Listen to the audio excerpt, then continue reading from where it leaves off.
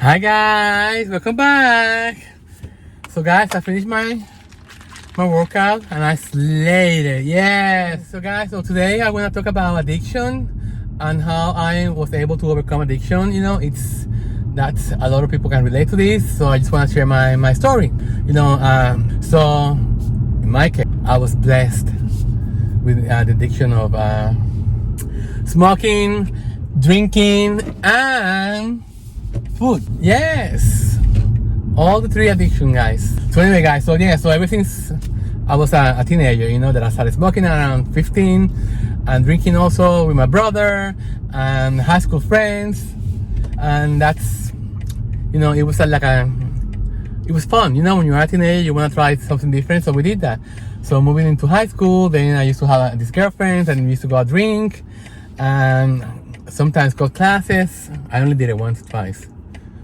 So anyway, so when I moved to New York and I got a job at People Magazine and at Time Inc. Early 80s, it was a custom, like when you were working on publishing. For me, it was new. So they used to have like this bar cart that used to stop on every floor in all the magazines, and they used to offer you, what do you want to drink? So if you want a beer, they give you a 6-pack of beer and a pack of cigarettes or a carton of cigarettes. If you want a vodka, they give you a bottle of vodka and whatever mixer you want. It was not a drink, it was the whole bottle. And that was the whole culture at that company in the early 80s.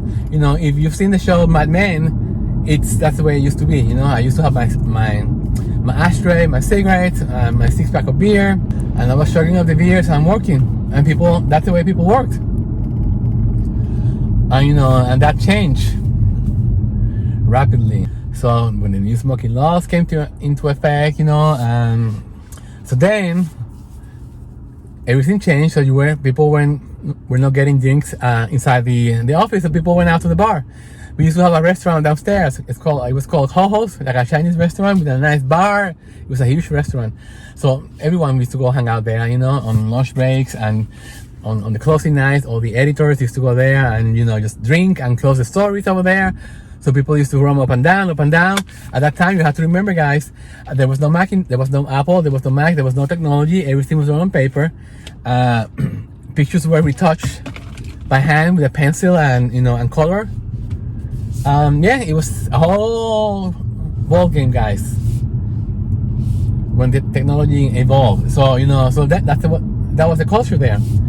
They used to deal drugs on interoffice memos, interoffice drug. They used to put the drugs on manila envelopes and send it to people in the building. It was a joke, but it was a normal then. So then I was never into drugs, guys. I smoked pot for a couple of times just to be cool with the friends, but I didn't like the way I felt. I felt like I was stupid, and it always made me so hungry that it was not for me. So thank goodness I was not into drugs. I tried cocaine once and it didn't do anything for me. So I was never really into drugs. Only alcohol was the only drug that I used, and food. You could call it a drug. Food, it was not really an addiction. It was just like I used to eat a lot of carbs, pasta, rice, bread, stuff like that. I was never into cakes or sugars or cookies, anything like that. No. That came after I quit drinking. So anyway, so let me tell you how I overcame. First, I overcame smoking. I couldn't walk, really. Like I was out of breath, between being overweight and smoking. I was smoking 3.5 packs a day, and also the price of the cigarettes were getting sky high. So I decided one day, guys, I don't know how this happened. One day I just got up and I said, okay, I'm not smoking anymore. And I had bought a pack of Nicorette gum, and I exchanged smoking with Nicorette. So I got addicted to Nicorette gum. But even switching one addiction to the other one, my doctor was very happy that I did that, because the poison that you get on the smoke with the cigarettes, the tar, you don't want that, So even if I was, okay, there's a car coming. Okay. So even if I was addicted to nicotine and gum, it was much better. Okay, so that was by 1995, 1996, by the time my mother passed away. So anyway, but I kept drinking every night out of boredom, you know. I never had a relationship with anyone, you know. I was always by myself, going out to bars, drinking with my boss and the people from work, you know. So that was the norm, you know. Everybody was always like partying, you know. So at the time I was living in Manhattan. So by the time I met Matthew, it was 2007. Actually, it was 2004 when I met Matthew. You know, we met at a bar, you know, and we had something in common. We drank. So, you know, so every time we met, you know, we were drinking, and he used to come over, and when I used to cook, he used to bring a lot of wine, champagne, you know, cheese and cracker, everything, you know. So by that time, I started to go to a gym, Equinox, in New York City, and I hired a trainer. You know, by that time I was making a lot of money, and I had the training like 3 times a week. So, you know, I had the best, and I was training and I lost a lot of weight, you know. But because I was drinking so much, the weight was coming up and down, up and down, up and down. You know, it's so. Make a long story short, Matthew and I got married in 2007. We moved to Brooklyn in 2008 to our apartment. 2010 came, and I was talking to my therapist. You know, by that time I needed to have a therapist. You know, it's very hard for you to once you are in your 40s to really live with someone. You know, and especially being married. So to me it was a big change. So I had to go to a therapist in order for me to like, okay, this is a new life. I need help psychologically to help me. So I went to the therapist, you know, and one day, it was November 2010. I remember that because Thanksgiving was coming, and I told her, I told the therapist, you know, I wish I could spend a Thanksgiving that I didn't have to drink, without drinking. And you know what the therapist told me? He said, Michael, you don't have to drink. You don't have to drink. That did something on me, guys. Switched my mind, and I said to him, you know what? You're right. That day, I stopped drinking. I remember coming home, and you know, we used to have wine when we got home, and so I didn't drink. Matthew asked, oh, you're not having wine? He said, no, I'm taking a break. That's all I said to him. I didn't want to tell him that I was trying to quit drinking. I just told him that I was taking a break. So anyway, yeah. So Thanksgiving came, and you know, we had liquor in the house, wine, stuff like that, vodka. I didn't touch it. I didn't touch it at all. People came over, his friends came over. I remember we went to a bar once. All I had was Diet Coke. So, you know, so he saw the change in me, and I didn't say anything to him because I truly believe, guys, that if you're gonna do something, do it for yourself. You don't have to tell anyone, just do it for yourself, and let the other people see you. Let the people notice you change, because that's how Matthew realized, you know what? If he did it, I can too.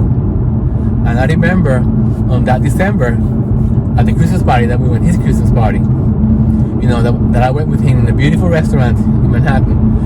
So everybody was drinking, you know, and I realized, you know what, when you're sober and you see everybody else getting drunk, you see the change coming, you know, and everybody was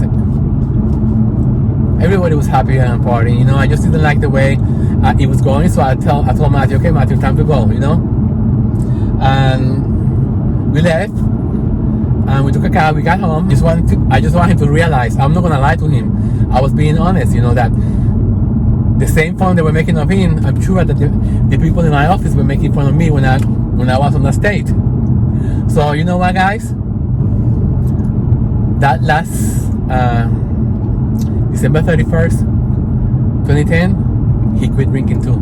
Never again he touched it. So, well, it came from him. It came from him. You know, so like I'm telling you guys, all changes, it has to come from deep inside you. For me, changing my eating habits came late in life, on 2017, when I was diagnosed with type 2 diabetes. My doctor told me, okay, you have two ways. You choose to live a healthy life, or you choose to go on the wrong path and you're gonna be living a miserable life. I chose to live a healthy life. So I changed my whole lifestyle, I changed my whole eating habits, I changed my whole body because I wanted to live. I didn't want to end up the same way my mother did, because she went through hell with diabetes and the consequences that came with that diabetes, high blood pressure. I have high blood pressure too, you know, all that curse.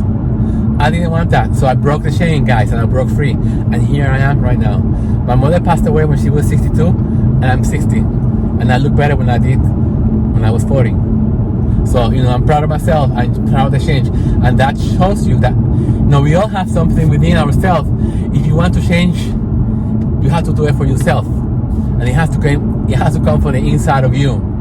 You know, I'm very passionate about this, and I want to share my experience with you guys, because, you know, I know everybody's different, and I know everybody comes from different backgrounds, blah blah blah blah blah blah, you know, it's all excuses.